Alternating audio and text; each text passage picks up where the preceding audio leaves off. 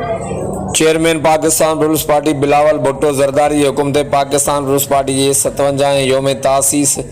मुल्क के हर ज़िले हेडक्वार्टर्स में मल्हाई पई वञे। पाकिस्तान पीपल्स पार्टी ज़िला कश्मीर के सदर चेयरमैन ज़िला कश्मीर गुलमोहम्मद खान जखरानी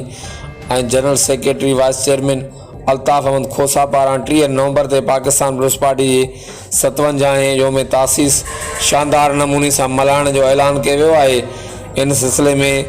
पाकिस्तान पीपल्स पार्टी टाउन क़रमपुर के तरफान योम तासीस प्रोग्राम के कामयाब बनाने लाइ गडियल मीटिंग टाउन क़रमपुर में मुनक़िद कई वई, जैमें क़रमपुर टाउन के अगूणे सदर मरहूम मामो शबीर शेख के फर्जंदन मामा ज़मीर हुसैन शेख, शोएब अली, मोहम्मद अवैस पंवर, बाबुल चाचड़, आफ्ताब अली शेख, दिलदार कोरा ये बेन उहदेदारन ऐं वर्करन वॾी तादाद में शिरकत कई। गॾजाणी में शिरकत के मौके ते योम तासीस प्रोग्राम में भरपूर शिरकत करण जो अज़म कयो वियो।